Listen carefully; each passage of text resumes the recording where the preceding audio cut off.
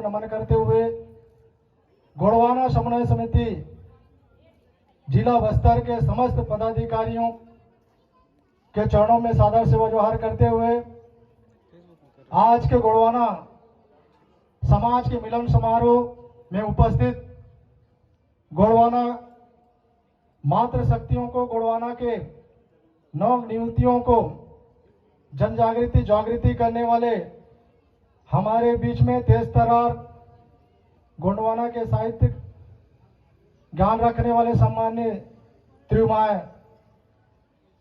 सुशीला दीदी को भी मेरा सादर सेवा जोहार। बस्तर के पेन व्यवस्था और बस्तर के हमारी जो अपनी व्यवस्था है, कर्म व्यवस्था को उल्लेखित करने वाले अपने कलम के माध्यम से एक बुक बनाकर जन जागृति फैलाने वाले से सम्मानीय किरण उड़ीदी दीदी, उनको भी मेरा सादर सेवा जोहार। और मंच में समस्त समाज के बुद्धिजीवी, प्रशासनिक पद पर समाज को दिशा देने वाले ऐसे सम्मानीय पदाधिकारी को भी मेरा सादर सेवा जोहार। और गोंडवाना भूभाग के, गोंडवाना के मातृशक्ति के रूप में गोंडवाना के राजकुमार राजकुमारियां, आप सबको भी मेरा सादर जोहार। समय का अभाव है, मुझे अच्छा लगा कि आप लोगों ने समाज के जो साल में जो एक उत्सव होता है जिसको सम्मेलन के रूप में मनाते हैं, उस अवसर पे आप लोगों ने बुलाए हैं।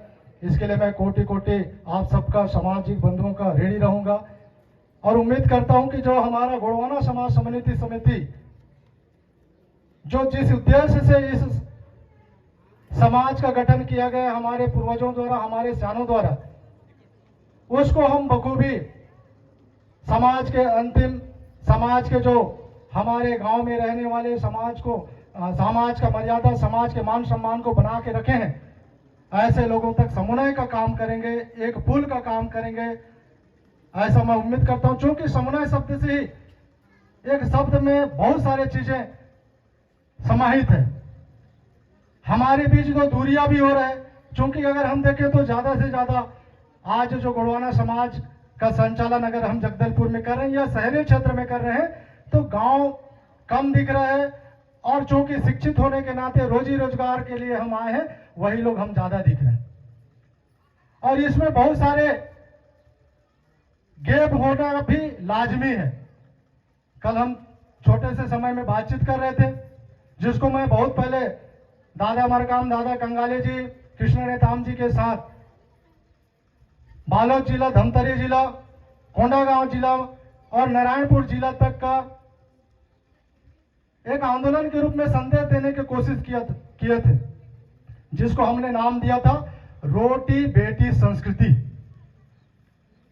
ये रोटी बेटी का संस्कृति की जब हम बात करेंगे तो कहीं ना कहीं बात आ रहा है, हम शिक्षित हो रहे हैं, अच्छी बात है, शिक्षित होना चाहिए, अच्छा तालीम दे रहे हैं, अच्छी बात है, लेकिन हम अपने बारे में कितना जान रहे हैं?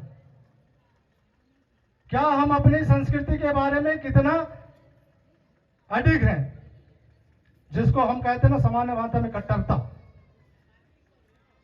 अगर हम सामाजिक संचालन के लिए हमारी जो पंजीयन बना है, जिसको हम 1033 कहते हैं, ये 1992 से संस्था के नाम से समाज को, एक सरकार को दिखाने के लिए कि भाई हम लोगों का भी एक पंजीकृत संस्था है और हम लोग भी इस संस्था के माध्यम से समाज को इन बायलाज के तहत संवारेंगे और स्थापित करेंगे। क्या वो चीज हो रहा है? बच्ची ने बहुत अच्छा चीज बोला, मुझे अच्छा लगा, क्योंकि मैं नहीं कहते हुए भी आम राजनीतिक व्यक्ति हैं, नहीं कहते हुए भी, क्योंकि हर मंच में कहा जाता है भैया आप जा रहे हैं तो थोड़ा हट के बात करना, लेकिन नहीं कहते हुए भी इसलिए कि जब युद्धिशिका पढ़ रही थी तो उस युद्धिशिका में बहुत सारे चीजों को आप लोग नोटिस किए होंगे कि नहीं मालूम, लेकिन उसमें हमारा जो संस्कृति है, हमारा जो भाषा है, हमारा जो जल जंगल जमीन है, हम यहाँ के मूल बासिंदा हैं, ये सब चीजों को संरक्षण और संवर्धन देने का, दो चीज, संरक्षण और संवर्धन देने का दायित्व कोई भी सरकार में जाए उनका अधिकार है। क्या ये हो रहा है? जिसको हम वर्तमान में पढ़ रहे हैं, भारत के संविधान में जो अनुच्छेद का उल्लेख करते हुए हमारे बातों को रखा गया है, जिसमें सांस्कृतिक है, सामाजिक है, जल जंगल जमीन को, हमारे पेन पुरखाओं को बचाने का और संरक्षण करने का ये दायित्व भी सरकार का है, जिसको 244(1) के तहत भारत के संविधान अनुच्छेद 13(3) का के तहत हमको सम्मान देने का क्या लिए है? शपथ लिए। सरकार बनता है शपथ लेता है ना भैया। और प्रशासनिक अधिकारी भी हैं, वो अपने जॉब में जाते हैं तो वो भी ये संकल्प लेते हैं उसी संविधान के अनुच्छेदों का, उसी संविधान के उद्देश्य का। तो क्या ऐसे हमारे साथ हो रहा है? अगर नहीं हो रहा है तो हमको चिंतन करने की जरूरत है।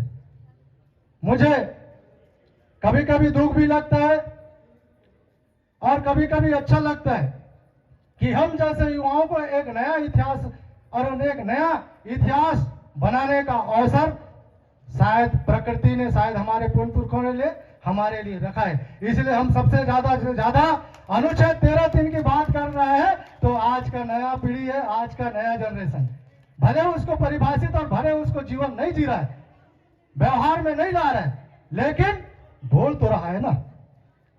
इसलिए हमारे जो श्याम लोग बोलते थे पहले कि पहले बोलने सीखना है, बोलना। मैं अगर संवैधानिक बात करूं तो टोटल माय माटी यानी ये हमारा माटी है, मतलब बहुत बड़ा चीज है।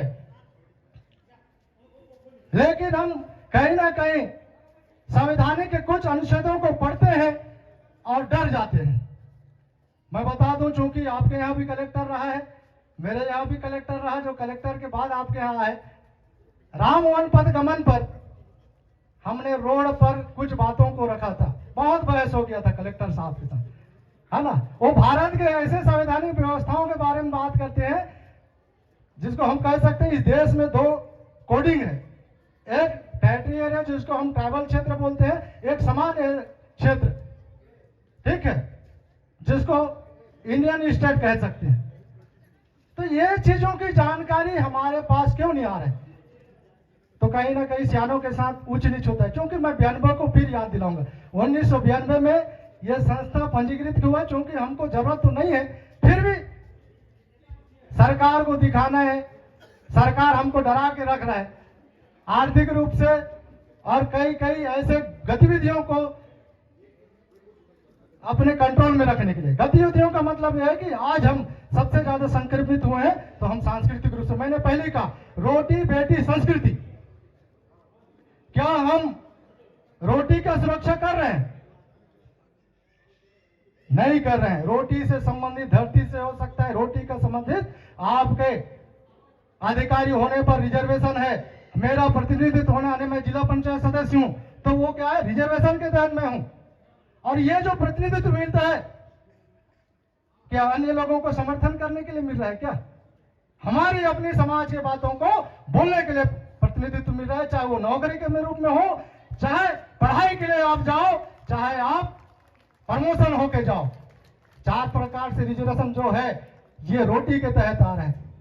बेटी की बात करें, क्या हम अपनी बेटी को सुरक्षित देख पा रहे हैं? क्या हम अपनी बेटियों को हमने अपने समाज में दे पा रहे हैं? चूंकि कल एक बात आया था, चूंकि प्रशासनिक अधिकारी के साथ साथ पढ़े लिखे बच्चियां इंटरकास्ट मैरिज कर रहे हैं। अब मैं समन्वय समिति में इस बात को भी रखता था, आज भी शायद आप लोगों को मालूम ना हो या हो, क्या हम अपने बेटियों को हमारी अपनी कम्युनिटी में शादी करवा पा रहे हैं? अगर नहीं करवा पा रहे हैं तो क्या कारण है? और हमारी बेटी से जाने से संपत्ति जा रहा है, रिजर्वेशन जा रहा है, और रोटी भी जा रहा है, जमीन भी जा रहा है। ये जगह भी होगा किसी मंडावी के खानदान के नाम से लिया गया है, और चला कौन रहे हम सब जानते हैं, क्योंकि राजनीतिक व्यक्ति भी है और समाज के व्यक्ति हैं। जरूरत पड़ने पर बोलना भी पड़ता है। हमारे नाम से बेटियों को पहला फुसला के ले जा रहे हैं और शादी कर रहे हैं, नौकरियां करा रहे हैं, यहां तक विधायक भी बना रहे हैं, सरपंच भी बना रहे हैं और नौकरी भी करवा रहे हैं। क्या हम उस पर रोक लगा पाए? नहीं लगा पा रहे, तो हम सरकार से क्यों लड़ रहे हैं कि भैया हमारा रिजर्वेशन खत्म हो रहा है? अरे रिजर्वेशन खत्म हो रहा है तो कैसे खत्म हो रहा है, ये हमको लिखित रखना पड़ेगा। बेटियों के साथ जो गलतियां हो रही है, ये मुझे लगता है कि बहुत ज्यादा संस्कार और संस्कृति भी जा रहा है। संस्कृति की बात करें तो संस्कृति की बात करें तो हमको ऐसे लगता है कि यार ये तो बहुत, चूंकि रूढ़ी शब्द ही बहुत पुरातन शब्द है और पुरातन शब्द को लोगों ने असभ्य कह दिया।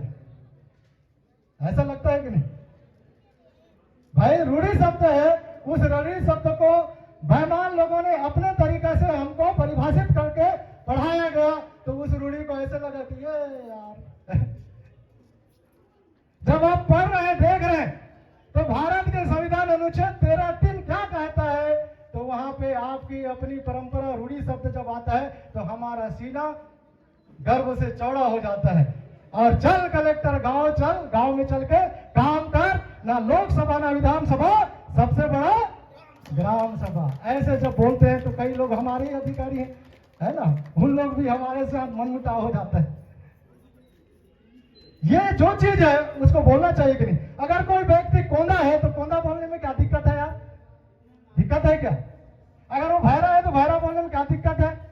तो जब हमारी अपनी संस्कृति है, हम रूढ़ी प्रथा से शासित लोग हैं, हमारी अपनी परंपरा है, हमारी अपनी भाषा है, तो इसको बोलने में कोई दिक्कत है क्या आप लोगों को? या हम लोगों को दिक्कत होना चाहिए? नहीं है। साथियों, मैं ये कहना चाहूंगा, क्योंकि हम चाहे धर्मांतरण की भी बात करें तो मैं समाज से भी निवेदन कर रहा हूं, सबसे कर रहा हूं, आप उस व्यक्तियों को ना लड़ाई झगड़ा करें जो गलती से कहीं ना कहीं विचारधारा से जुड़ गए। आप सिस्टम पे आइए।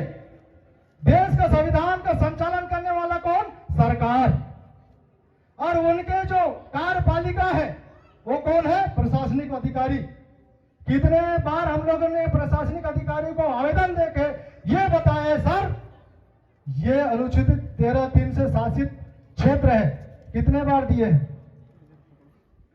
लड़ाई इधर करना चाहिए तो लड़ाई उधर कर रहे हैं।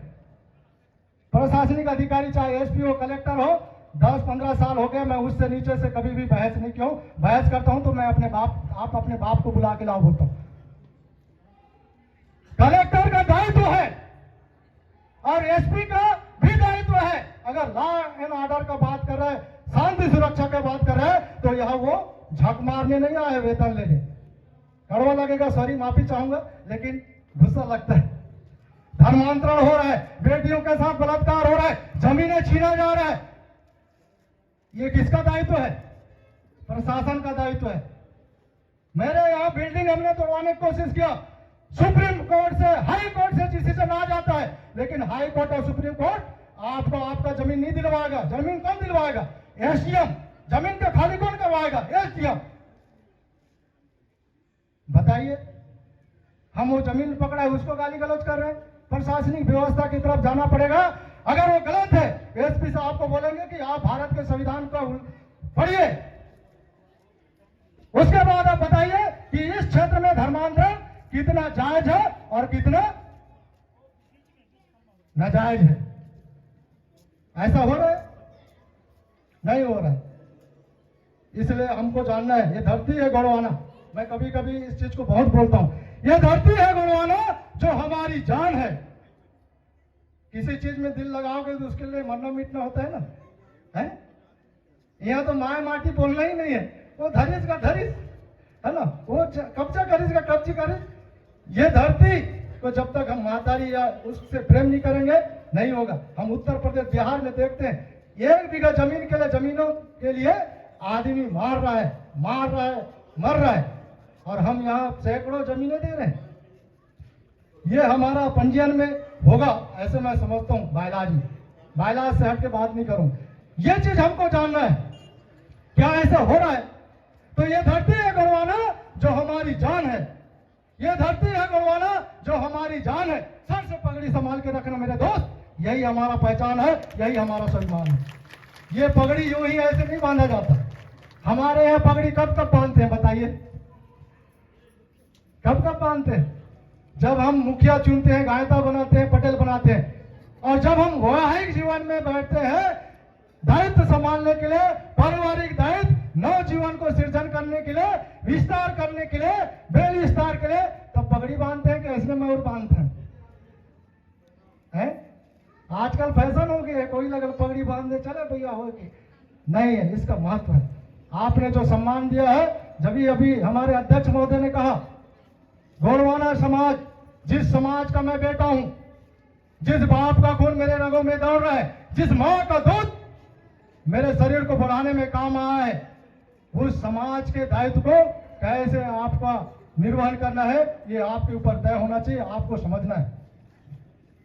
ये समाज मेरे को रोटी देगा, बेटी देगा। ये समाज मुझे जब नहीं रहूंगा तो कांधा भी देगा, कि कोई दूसरा आके कांधा देता है। इतना बड़ा दायित्व को हम कैसे संभालेंगे? हम युवा हैं, और खासकर युवाओं में दोहरी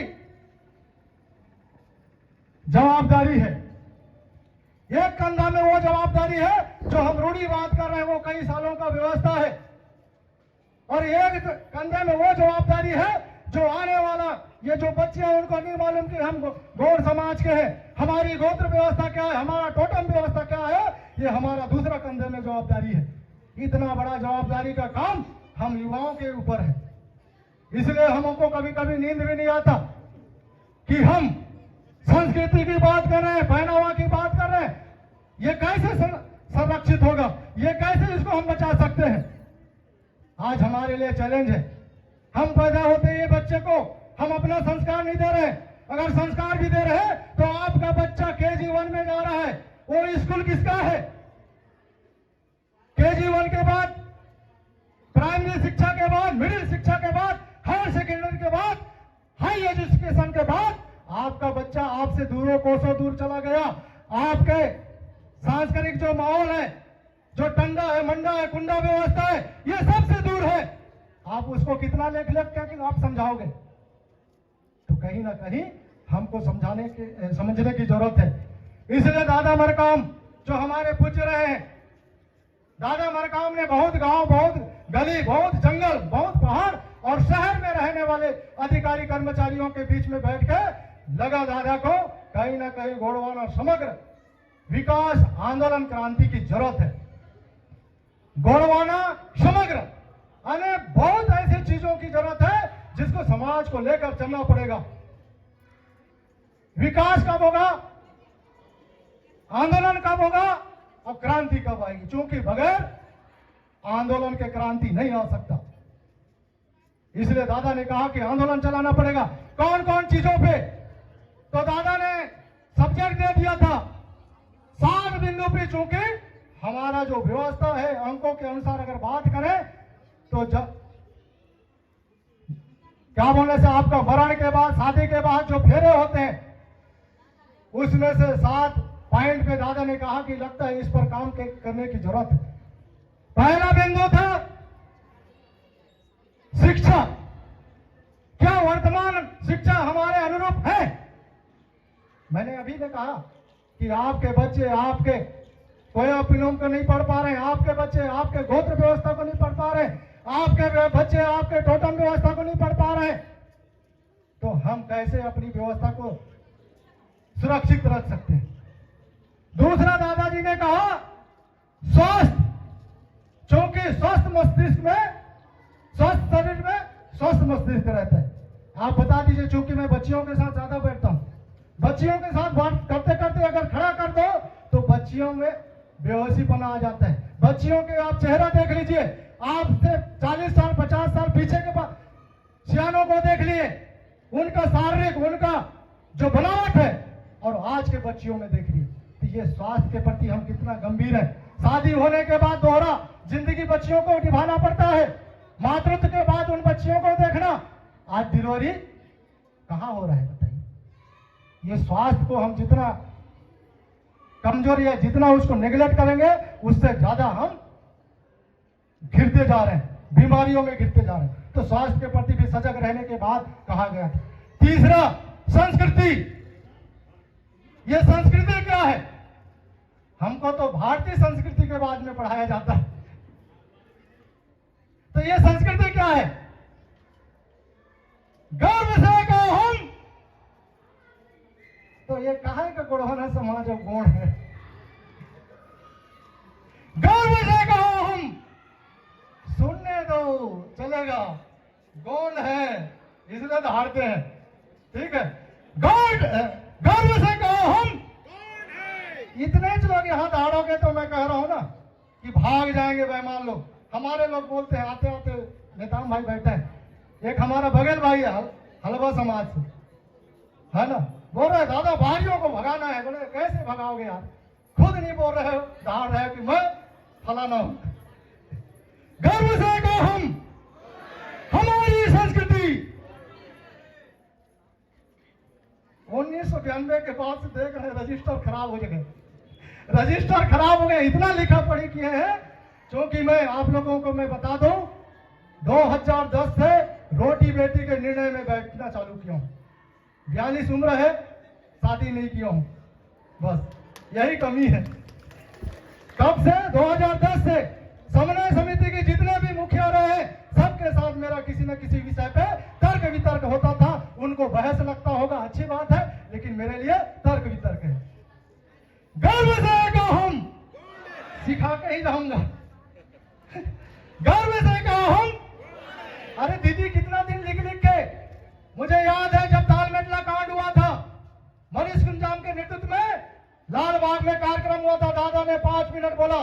बीडी शर्मा जो भारत जन आंदोलन जिसको पैसा पैसा करके हम सब बोल रहे हैं, ये जो बुरुंगपाल से पैदा हुआ है कानून, दादाजी मंच में बोले बीडी शर्मा साहब आप लिखते लिखते मर जाएंगे, मर जाओगे। हीरा सिंह मरगाम भाषण देते देते मर जाएगा।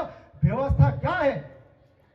वही चीज दीदी लिखते लिखते, सुशीला दीदी भाषण मारते मारते मैं भी मर जाऊंगा कभी ना कभी। गर्व से कहो हम, अभी गलत डरात है बहनी मन, क्योंकि मात्र शक्ति है ज्यादा है। माता के पर से और पानी के मेघा के बरसे और माता के परसे से समाज पलवित होता है। ये धरती महतारी है, पानी महतारी है, महतारी से बीज पैदा होता है। अब बीज पैदा करने वालों को भरोसा नहीं कि मैं कौन हूं, कैसे चलेगा। सच्चाई पर कड़वी है। गर्व से कहो हम, हाथ उठा के, क्योंकि यलगार वाले क्रांतिकारी लोग जन चेतना वाले ऐसी लाते हैं। गर्व से कहो हम, हमारी संस्कृति, हमारी संस्कृति, हमारी भाषा, अभी भी गड़बड़ है। हमारी भाषा बुद्ध से का पढ़ रही थी बच्ची। 12 क्या है? 12 क्या है भारत के संविधान में? है 12 का है? वो अनुसूची में 5वीं अनुसूची क्षेत्र है, 8वीं अनुसूची क्षेत्र है। क्या 8वीं अनुसूची क्षेत्र को जानते हो आप? 8वीं अनुसूची को जानते हो आप? 8वीं अनुसूची में भाषाओं को मान्यता देने की बात कहा गया है। क्या बाप के भाषाओं को मान्यता दिया गया? यह आजादी धोखा है। यह संविधान ने सबसे ज्यादा हमारे साथ धोखा किया है, नो डाउट। देश में संविधान बना, 22 भाषाओं का बात हुआ, 22 भाषा, 8 भाषा और यहाँ के छत्तीसगढ़ी भाषा को, यहाँ के मुरिया भाषा को संविधान में 8वीं अनुसूची में सम्मिलित करने की बात कर रहे हैं। लेकिन देश का प्रधानमंत्री कौन हुआ था? प्रथम पंडित जवाहरलाल नेहरू। उन्होंने किताब लिखा है the discovery of India, Bharat का एक खोज, जिसमें लिखा है गौड़ी संस्कृति विश्व संस्कृति की जननी है। जननी के मतलब क्या होता है? जन्म देने वाला। आज डर रहे हैं हम लोग। तो हमारा भाषा कहां गया? कहां गया? भारत के संविधान के उद्देशिका को पढ़ रहे हैं, बट हमारे साथ जो शोषण हो रहा है, हमारे साथ जो दगाबाजी हुआ है, हमारे साथ जो बेईमानी हुआ है, बताएगा कौन? समन्वय समिति वाले तो कई बार हाथ खड़े कर देते हैं, नहीं बोल रहे। आजकल तो आदिवासी और कुछ कुछ और चक्कर हो गया। दीदी के साथ हम लोग बात करते हैं। ये धरती का नाम गोंडवाना है। जब आप गोंडी भाषा की बात कर रहे हो तो पूरा विश्व के आधा से ज्यादा भूभाग जो 5 खंड धरती है, विश्व में 7 खंड में 5 खंड जो भाग है वो हमारे नाम है, हमारे धरती का नाम है गोंडवाना। हमारा खुद का शासन रहा होगा तो कैसे हम शासन चालू किए हैं? क्या हमारा भाषा नहीं था? क्या हमारी अपनी व्यवस्था नहीं थी? बताइए, हमको कितना दूर कर रहे हैं आप बताइए। तो हमारा भाषा को मान्यता मिलना चाहिए कि नहीं मिलना चाहिए? 8वीं अनुसूची में मान्यता मिलना चाहिए कि नहीं मिलना चाहिए? उसके बाद पढ़ाई भी चालू होगा। हम अपने बच्चों को मातृभाषा को पठन पाठन करवाएंगे तो हमारी जो डीएनए जिसको हम बात कर रहे हैं बचाने की, कल्चर बचाने की, सब चीज बचेगा। तो साथियों, संस्कृति पे मैं आया था, मैं बात जल्दी रख दूंगा। स्वराज, उसके बाद था सामुदायिक जीवन दर्शन। क्या गांव में जाति व्यवस्था था? 13-3 की बात करोगे तो सबको लेकर चलना पड़ेगा। भाई 13-3 क्या है? 13-3 क्या है? वो गांव जिसमें हमारे पूर्वजों के द्वारा बनाया गया कस्टम लॉ, कस्टमरी लॉ, रूढ़ी विधि विधान, जिसमें वर्ण व्यवस्था नहीं होता है, कर्म व्यवस्था होता है। छठी लगा कहते हैं, छठी काम कहते ना दीदी, वैसे कहते ना, मरनी काम, शादी काम। तो समाज में 3 काम है और कहीं चौथा काम है तो आप लोग लाए हो आज का। छठ काम, दुर्गा काम, गणेश काम। सामुदायिक जीवन दर्शन में ये 3 व्यवस्था जिसको हर समाज मानता है, चाहे वो यहाँ का मूल निवासी समाज में गांडा हो, मार हो, हलवा हो, उस व्यवस्था से संचालित होने वाला गांव को भी हम क्या बोलते हैं? अनुच्छेद 13-3 के गांव से संचालित होने वाला गांव बोलते हैं, जिसको हम रूढ़ी प्रथा की बात करते हैं, रूढ़ी परंपरा, रूढ़ी व्यवस्था की बात करते हैं। बताइए, भारत के संविधान में वो व्यवस्था है, लेकिन हम बोल देते हैं नहीं भैया यहाँ पंचायत व्यवस्था चलेगा, नहीं भैया ये केंद्र सरकार का व्यवस्था चलेगा कि राज्य सरकार का व्यवस्था चलेगा। ऐसा नहीं होगा। इसलिए सामुदायिक जीवन दर्शन को आपको समझना पड़ेगा, जो गोत्र में गण, गोत्र और बाना व्यवस्था में संचालित होता है। इसलिए हम जब छठी के शादी की बात करते हैं, मरनी की में बात करते हैं, तो गोत्र के अनुसार हमारा रेला पाटा के माध्यम से हम बखान करते हैं। ये हमारा कौटुंबिक व्यवस्था है, रूढ़ी व्यवस्था है। तो सामुदायिक जीवन दर्शन को समझना है। 5वां बिंदु है स्वरोजगार, जो हमारे महोदय ने बोल रहा था। चूंकि मैं इधर उधर जाता हूं, शादी भी नहीं किया हूं, तो घर वाले नहीं गाली देंगे क्या? देंगे ना। पढ़ाई किया यार, ये बकर बकर करने इधर उधर जाता है। मैं ट्रैक्टर भी चलाया हूं, कांकेर में टैक्सी चलाया हूं, मेरे नाम से 2 टैक्सी था और सबसे ज्यादा लड़ाई झगड़ा करते थे। चूंकि आपको दुकानदारी हो चाहे व्यवसाय में हो तो प्रतिस्पर्धा होता है, लड़ाई झगड़ा भी करना पड़ता है, प्रतिस्पर्धा बढ़ गया। अब मैं टैक्सी चलाया हूं जहां से मेरा कॉलेज का और मैं हायर सेकेंडरी पढ़ाई की, वहां से कभी शर्माया नहीं। उसके बाद धीरे धीरे सामाजिक जनक्षेत्र में आया, फिर टेंट हाउस है मेरा, वेल्डिंग दुकान है, तब कहीं जाके समाज में भी दहाड़ता हूं। नहीं तो बोलेंगे साला कर्मचारी से चंदा लेता है और इधर उधर जाता है। स्वरोजगार, स्वावलंबन, जिस व्यक्ति में स्वरोजगार होता है स्वयं का, और स्वावलंबी व्यक्ति कभी किसी के सामने झुकता नहीं, ना हाथ नहीं फैलाता। यह है स्वाभिमान। स्वरोजगार को ध्यान देना पड़ेगा। यह 5वां बिंदु दादा हीरा सिंह काम ने कहा। 6वां बिंदु सुरक्षा। क्या हम आज सुरक्षित हैं? नहीं है। हमारी बेटियां सुरक्षित नहीं है, हमारा गांव सुरक्षित नहीं है। लेकिन अब जब गांव व्यवस्था में जाओगे तो सुरक्षा का चाक चौबंद महिलाओं से चालू हो जाता है। किसी भी गांव में जाने से पहले महिला लोग आपको कहां दिखेंगे? पानी भरते दिखेंगे। महिला लोग आपको क्या दिखेंगे? कामकाज दिखेंगे। पहले महिलाओं को पूछा जाता था कि फलाना व्यक्ति के घर कहां है, तो महिला बता देती थी पहले? नहीं। कहां की है, काय नाम है, कायवर जात है, पूछे ना।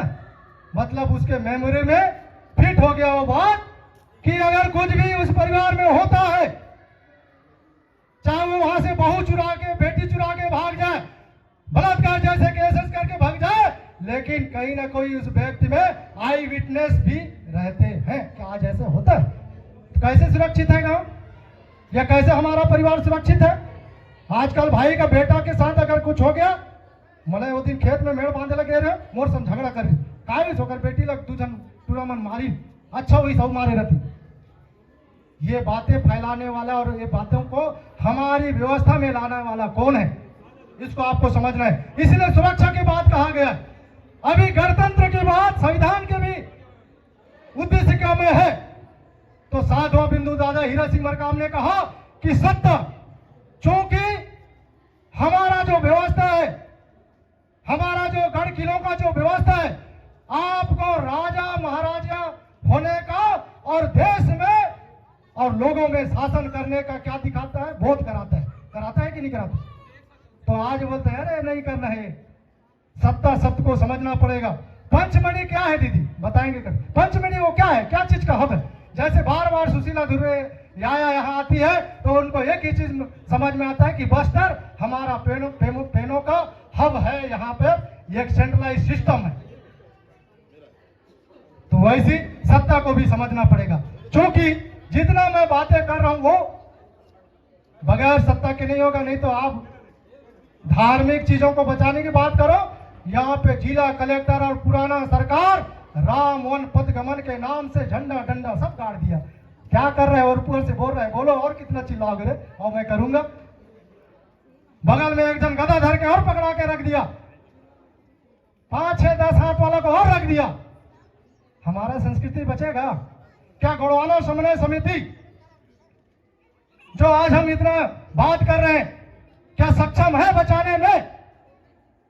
इस बात को तर्क लगाना, इस बात को समझना है, क्योंकि गोड़वाना समन्वय समिति बस्तर संभाग का जो 1033 का पंजीयन वर्ष है वो 92 है। 92 के बाद आप कैलकुलेट कीजिए हम कितना साल तक संचालन कर रहे हैं। और गोड़वाना शब्द को हटा देना है। गोड़वाना शब्द को अगर हटाते हैं तो व्यापक शब्द है जिस पर मेरा बहस भी होता था। गोंडवाना की बात करेंगे तो तमाम हमारा लिंगों का दर्शन, पूरा लिंगों का दर्शन आएगा, गोत्र व्यवस्था से लेकर मंडप व्यवस्था सारा चीज आएगा। ये गोंडवाना है। ये धरती में रहने वाले चिरई चिरगुन से लेकर जीवन यापन करने वाले मानव समुदाय से लेकर जिसका हम उपयोग करते हैं वो सब गोंडवाना व्यवस्था के अंतर्गत आता है। और इधर हम बात करेंगे तो गौड़ जाति मुरिया जाति अलग बना दी। तो हमारा जो गौड़ समुदाय है वो अपने आप को नहीं समझ पा रहा है, तो हम गोंडवाना व्यवस्था को कैसे समझाएंगे? तो साथियों ये सब है। और मैं तो एक चीज बिल्कुल कहूंगा कि मुझे लगता है कि रोटी बेटी संस्कृति के लिए हमको ज्यादा से ज्यादा प्रचार प्रसार करने की जरूरत है। रोटी बेटी ये हमारा संवैधानिक अधिकार भी है और ये हमारा मौलिक अधिकार भी है। और आप मत करिए, जिस कलेक्टर के साथ मेरा बहस हुआ था वो भारत के अनुच्छेद 19 की बात करता था, तो मैं कहा 19 को नहीं जानता, पैरा 5-6 को जानता हूं जो विशेष कानून हमारे लिए प्रदान करता है। पैरा 5-6 में हम अपने क्षेत्र में किसी भी प्रकार के धार्मिक आयोजन अगर गैर लोग करते हैं वो वर्जित है। 5वीं अनुसूची की बात करेंगे तो वर्जित क्षेत्र और अति वांछित क्षेत्र लिखाया हुआ है। ये 5वीं अनुसूची में है। और ये 5वीं अनुसूची में हर कोई, यहाँ नंगे लोग भी चलते जा रहे हैं, मांदरी से हम उनका स्वागत कर रहे हैं। वाट इज दिस यार, बताइए क्या है? बताओ, जैन मुनियों का स्वागत हुआ था ना, दिल में बहुत ज्यादा दुख भी है, बोलना पड़ देता है, समय का अभाव। ये चीज नहीं होना चाहिए। निवेदन है मेरा। लिंगों की अगर हम वाद्य यंत्र की बात करें, पाटा के साथ उसका उपयोग होता है, लेकिन हम उसका कुछ कर रहे हैं। हम बता रहे हैं संस्कृति बचाएंगे, हम पहन के हम उसको एक प्रकार से डेमो करके उसको बचा नहीं सकते। उसके लिए जीवन जीना पड़ेगा, जरूरत पड़ने पर उसका विरोध भी करना करेगा, प्रतिकार करना भी पड़ेगा। तो बहुत बहुत धन्यवाद आप सबको। चूंकि संस्कृति की बात आता है तो बहुत दुख लगता है जिस प्रकार से 5th शेड्यूल एरिया में 5वीं अनुसूचित क्षेत्र में गैर लोगों का इतना धड़ल्ले से धार्मिक प्रचार हो रहा है और धार्मिक उनका जो अतिक्रमण हो रहा है वो हमारे लोगों को मानसिक गुलाम कर रहे हैं। मानसिक गुलामी से कैसे छुटकारा पाएंगे, इसके लिए हमको दौड़ना पड़ेगा। गर्व से काम, गर्व से काम, हमारे